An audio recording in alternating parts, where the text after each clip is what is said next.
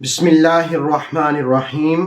تاریخ اسلام کی ایک انتہائی اہم شخصیت اور ائمہ اہل بیت میں سے ایک معروف امام موسیٰ کاظم رضی اللہ تعالی عنہ ہیں۔ آپ مشکلات میں صبر و تحمل کرنے کا پیکر ہیں۔ ذوق عبادت یہ ہے کہ آپ کو عبد صالح کہا جاتا ہے۔ امام موسیٰ کاظم رضی اللہ تعالی عنہ اخلاق حسنہ کا پرتاؤ سمجھا جاتا ہے اور سخاوت اس قدر کہ ان کی سخاوت کے چرچے اپنے بیگانوں میں لوگوں کو معاف کرنا اور بردباری، زہد و تقوی، دانش مندی اور دعاؤں کی قبولیت، اجابت، یہ ساری چیزیں امام موسیٰ کاظم رضی اللہ تعالی عنہ کی خصوصیات میں سے ہیں۔ امام کاظم ہے معرفت اور رب کے عرفاں کا ایک سمندر۔ امام کاظم ہے معرفت اور رب کے عرفاں کا ایک سمندر، اسی لیے تو خدا شناسوں کے ہاں وہ در سمی ٹھہرے۔ امام موسیٰ کاظم اللہ کی معرفت کا ایک سمندر ہے، اور جو خدا شناس ہے وہ امام موسیٰ کاظم رضی اللہ تعالی عنہ کی عظمتوں کو سلام کیے بغیر نہیں رہ سکتا۔ اللہ رب العالمین جو کسی شخصیت کو کمالات اور وصف دیتا ہے، ان میں سے ایک وصف اور کمال یہ ہوتا ہے کہ اس کا نسب عالی ہو، اس کا شجرہ عالی ہو۔ امام موسیٰ کاظم رضی اللہ تعالی عنہ کو جس وقت ہم دیکھتے ہیں، ان کے خاندان کو دیکھتے ہیں، ان کے نسب کو دیکھتے ہیں، تو عالی خاندان، عالی نسب۔ ان کے آباء و اجداد میں 5 لوگ، ان کے والد اور یہ شجرہ حضرت مولا علی کرم اللہ وجہ الکریم تک پہنچ جاتا ہے، بی بی پاک تک پہنچ جاتا ہے، مصطفیٰ کریم صلی اللہ علیہ وسلم کی نسبتیں انہیں حاصل ہو جاتی ہیں۔ میں وہ برکت کے حصول کے لیے ان کے آباء و اجداد کے ناموں کا ذکر کرتا ہوں، جو اپنی جگہ پر سارے کے سارے ائمہ اہل بیت میں شامل ہیں، اور سارے کے سارے اپنی جگہ پر عظیم شخصیات کے مالک ہیں۔ حضرت امام موسیٰ کاظم بن امام جعفر صادق بن امام محمد باقر پاک بن امام زین العابدین علی بن امام حسین بن حضرت مولا علی کرم اللہ وجہ الکریم، گویا یہ 5 شخصیات آپ کے آباء و اجداد میں ہیں۔ امام کاظم وہ جن کے چہرے پر 5 سورج چمک رہے ہیں، امام کاظم وہ جن کے چہرے پر 5 سورج چمک رہے ہیں۔ امام باقی بھی سارے دیکھو انہی کے مسند نشیں ٹھہرے۔ امام باقی بھی سارے دیکھو انہی کے مسند نشیں ٹھہرے، یعنی پھر ان کی جو اولاد ہے، امام علی رضا اور پھر امام مہدی تک، وہ سارے انہی کے مسند نشین ہیں۔ گویا حضرت امام موسیٰ کاظم رضی اللہ تعالی عنہ ایک ایسی عظیم المرتبت شخصیت کا نام ہے جو ضبط کرنا جانتے ہیں، جو غصے کو پی جانا جانتے ہیں، جو درگزر کرنا جانتے ہیں، جو معاف کرنا جانتے ہیں، جو بردبار ہیں۔ بلکہ کاظم ان کو کہتے ہی اس وجہ سے ہے کہ اگر مشک کا منہ بند کر دیا جائے تو اس کو کاظمہ کہتے ہیں۔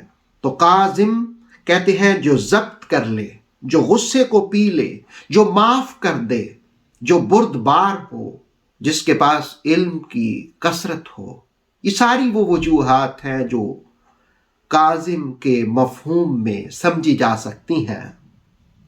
امام موسیٰ کاظم رضی اللہ تعالیٰ عنہ کے تاریخ ولادت کے حوالے سے اگرچہ مورخین کے ہاں اختلاف بھی پایا جاتا ہے، لیکن میں سمجھتا ہوں کہ یہ جو مختلف روایات ہیں کہ جی 128 ہجری بمطابق 745 عیسوی، یا دوسری روایت 124 ہجری، یا 127 ہجری، یا 129 ہجری، یہ جو اختلاف روایات آپ کی تاریخ ولادت کے حوالے سے پایا جاتا ہے، اس سے آپ کی عظمت ہی مجھے سمجھ آتی ہے کہ لوگوں نے ریسرچ تو کی ہے، مورخین نے اس بات کی کھوج تو لگائی ہے کہ وہ کب پیدا ہوئے۔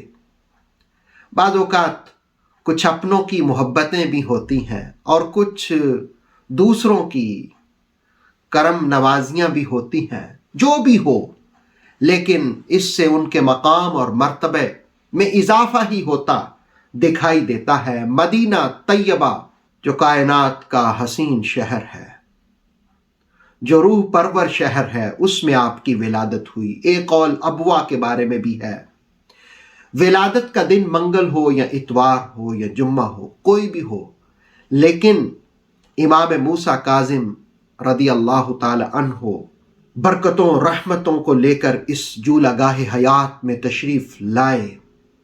آپ کے حلیے کے بارے میں مورخین نے بہت زیادہ باتیں تو بیان نہیں کی ہیں، لیکن حضرت شقیق بلخی جن کی ملاقات ان سے ہوئی تھی، وہ فرماتے ہیں نظرت الی فتن حسن الوجہ شدید السمرہ، کہتے میں نے ایک ایسے خوبصورت، خوب روح، جمال پرور جوان سے ملاقات کی ہے کہ جس کے چہرے پر سرخی کے آثار نمایاں تھے، یعنی چہرہ سرخی مائل تھا، یعنی خوبصورت چہرہ۔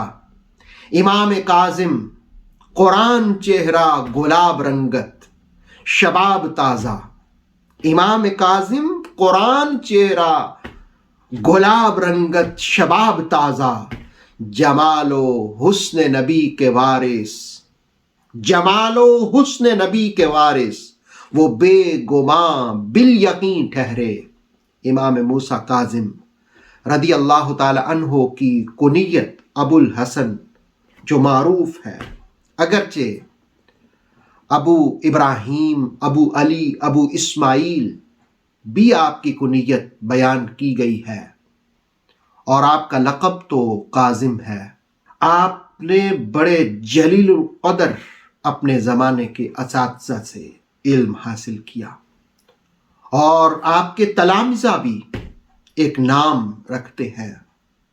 آپ کے اساتذہ میں جو عظیم استاد آپ کے والد گرامی ہیں، امام جعفر صادق رضی اللہ تعالی عنہ، شاید آج کی اس ویڈیو کے اندر ساری باتیں تو ہم نہ کر سکیں، لیکن انشاءاللہ آئندہ ویڈیوز میں امام جعفر صادق رضی اللہ تعالیٰ عنہ کی امام موسیٰ کاظم کو نصیحتوں کا بھی ذکر کریں گے، امام موسیٰ کاظم رضی اللہ تعالیٰ عنہ کی دعاؤں کا بھی ذکر کریں گے، اور امام موسیٰ کاظم رضی اللہ تعالیٰ عنہ کی زندگی کے مختلف پہلوؤں کو انشاءاللہ منظر عام پر لانے کی کوشش کریں گے۔ تو امام موسیٰ کاظم رضی اللہ تعالیٰ عنہ کے اساتذہ میں معروف نام آپ کے والد گرامی امام جعفر صادق رضی اللہ تعالیٰ عنہ کا ہے۔ عبد الملک بن قدامہ بن ابراہیم بھی آپ کے اساتذہ میں سے ہیں۔ ابو عبداللہ حضرت امام مالک بن انس مدنی کا نام بھی آتا ہے، اور عبداللہ بن دینار مدنی تابعی کا نام بھی آتا ہے۔ اور دلچسپ بات یہ ہے کہ آپ سے جو انہوں نے فیض حاصل کیا، وہ آپ کے بھائیوں نے بھی آپ سے فیض حاصل کیا۔ محمد دیباج بن جعفر صادق، علی العریزی بن جعفر صادق، اور آپ کے بیٹوں نے بھی آپ سے فیضان حاصل کیا، وہ بھی آپ کے معروف تلامذہ ہیں، امام علی رضا اور اسماعیل بن موسیٰ کاظم، ابراہیم بن موسیٰ کاظم، اور پھر جلیل القدر آپ کے شاگردوں میں ابو اسماعیل محمد بن اسماعیل، ابو عبداللہ اسماعیل بن عبداللہ، محمد بن اسحاق، یہ جلیل القدر نام آتے ہیں۔ ناظرین، امام موسیٰ کاظم رضی اللہ تعالیٰ عنہ بہت سی خصوصیات کے حامل تھے۔ آج ہم ایک دو خوبیوں ہی کا جائزہ لیں گے اور اس حوالے سے مختلف واقعات میں آپ کے سامنے رکھوں گا۔ میں دعا بھی کرتا ہوں نور وحی یوٹیوب چینل کے ناظرین میں سے اس کے لیے جنہوں نے امام موسیٰ کاظم رضی اللہ تعالیٰ عنہ کے حوالے سے گفتگو کرنے کی ڈیمانڈ کی تھی، اللہ ان کو بھی جزائے خیر عطا فرمائے۔ امام موسیٰ کاظم رضی اللہ تعالیٰ عنہ کی یہ عادت تھی کہ آپ کو جس وقت پتہ چلتا کوئی آپ سے ناراض ہے تو آپ اس کو تحفہ بھیج دیتے۔ خزرجی نے بھی اس کو بیان کیا اور جوزی نے بھی بیان کیا، ابن کثیر نے بھی حوالہ دیا۔ كان اذا بلغه عن احد انه يؤذيه يبعث الیہ بمال، جب بھی آپ کو پتہ چلتا کہ آپ کو کسی نے تکلیف دی ہے، اذیت پہنچائی ہے، کوئی غیبت کر کے، کوئی چغلی کر کے، آپ کی برائی بیان کر کے، تو آپ اس کی طرف مال بھیج دیتے، دولت بھیج دیتے، بلکہ پھر خود بھی تشریف لے جاتے۔ کئی مرتبہ ایسا بھی ہوا کہ آپ خود بھی اس کی طرف چلے جاتے، یعنی قیمتی تحائف بھی دیتے اور خود بھی چلے جاتے، جس سے اس کے دل کا بغض جاتا رہتا، حسد جاتا رہتا۔ خطیب بغدادی نے تاریخ بغداد میں اور ابن خلقان نے یہ بات رقم کی کہ ایک مرتبہ کسی شخص نے آپ کو تکلیف پہنچائی۔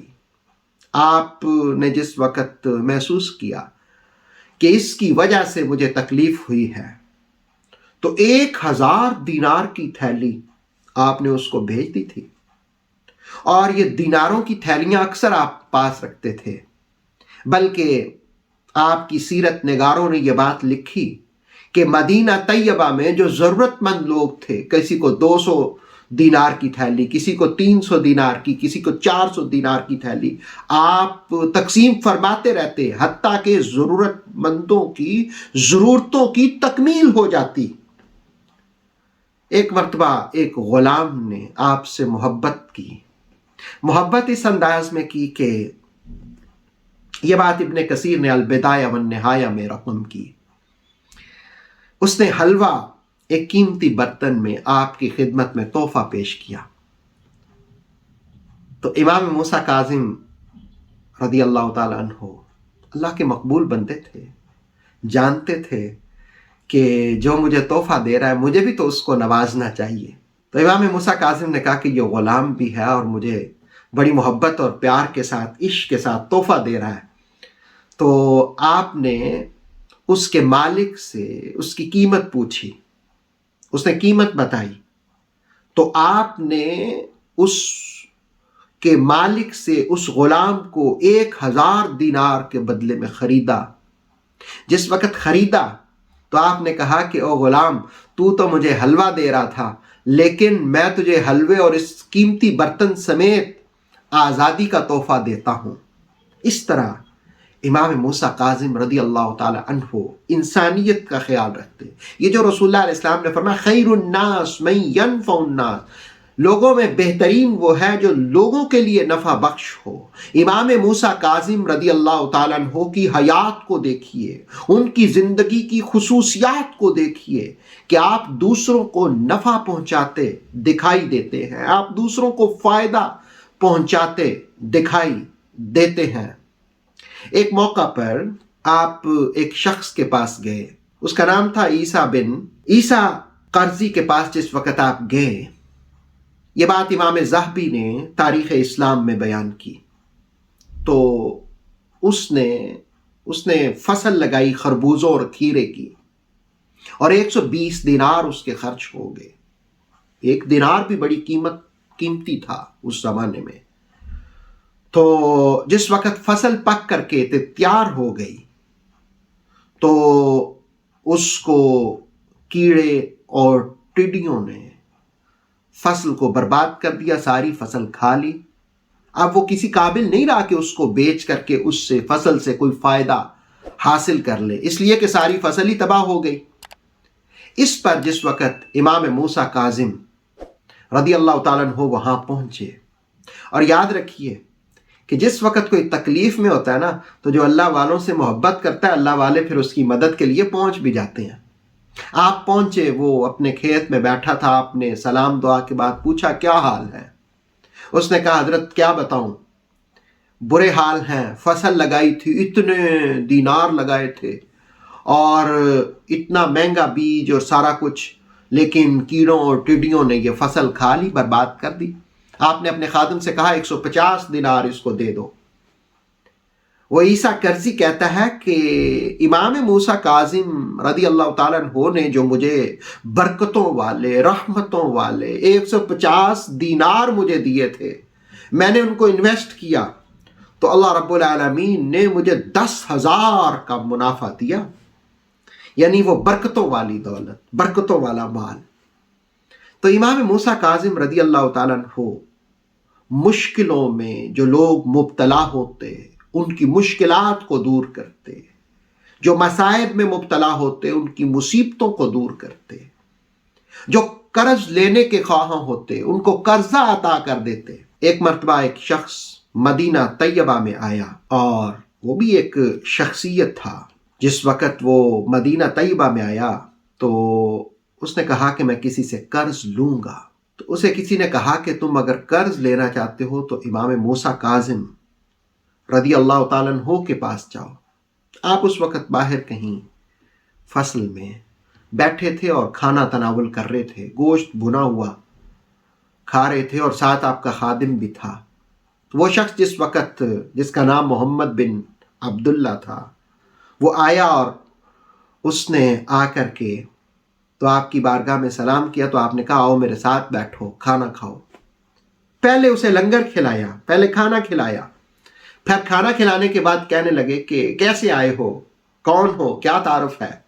اس نے کہا کہ حضرت میں ضرورت مند ہوں اور مجھے قرض چاہیے۔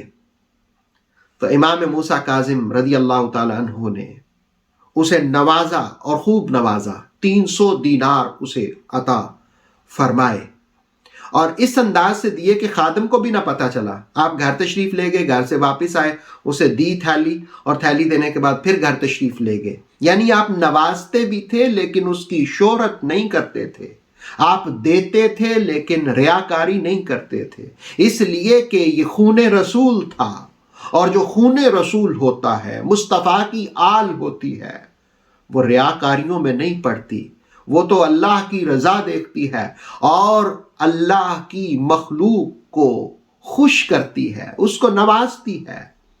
یہی وجہ ہے کہ اللہ رب العالمین نے رسول کریم صلی اللہ علیہ وسلم کی امت میں جو ولایت کا سلسلہ رکھا ہے، وہ رسول اللہ علیہ السلام کے خاندان کی تائید میں رکھا ہے۔ حضور نے فرمایا تھا من کنت مولاہ فعلی مولا، جس کا میں آقا، علی اس کے آقا۔ گویا یہ اعلان ولایت تھا جو مولا علی سے پھر حسنین کریمین سے ہوتا ہوا ائمہ اہل بیت، اور قیامت تک کوئی ولی نہیں ہو سکتا جس وقت تک کہ رسول کریم صلی اللہ علیہ وآلہ وسلم کی آل میں سے کسی کی تصدیق تائید نہ ہو جائے۔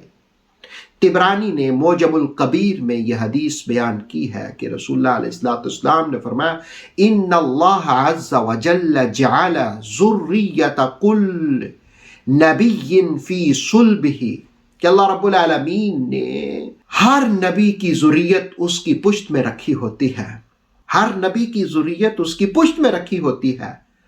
پھر آقا نے فرمایا وَإِنَّ اللَّهَ تَعَالَى جَعَلَ ذُرِّيَّتِي فِي صُلْبِ عَلِيِّ ابْنِ أَبِي طالب، لیکن اللہ نے میری اولاد علی ابن ابی طالب کی پشت میں رکھی ہے، یعنی رسول کریم علیہ السلام کی لخت جگر سیدہ فاطمہ الزہرا اور پھر مولا علی، ان کی اولاد میں اللہ رب العالمین نے حضرت رسالت مآب صلی اللہ علیہ وسلم کی ذریت کو رکھا ہے۔ اور مجدد پاک فرماتے ہیں کہ حضرت امیر المومنین علی المرتضیٰ کرم اللہ وجہ الکریم ہی امت میں ولایت تقسیم کرنے والے ہیں۔ انشاءاللہ امام موسیٰ کاظم رضی اللہ تعالیٰ عنہ کے احوال پر آپ دوسرا تیسرا حصہ بھی ملاحظہ کریں گے میری گفتگو کا۔ اللہ رب العالمین ائمہ اہل بیت کی برکتوں سے ہماری خطاؤں کو، لغزشوں کو معاف فرمائے۔ اتھینٹک اسلامک نالج کے لیے نور وحی یوٹیوب چینل کو سبسکرائب کریں، بیل آئیکن پر لازمی پریس کریں تاکہ ہر آنے والی نیو ویڈیو آپ کو ٹائم پر مل سکے۔ ویڈیو کو لائک کریں اور دوستوں کے ساتھ شیئر کریں۔ جزاک اللہ۔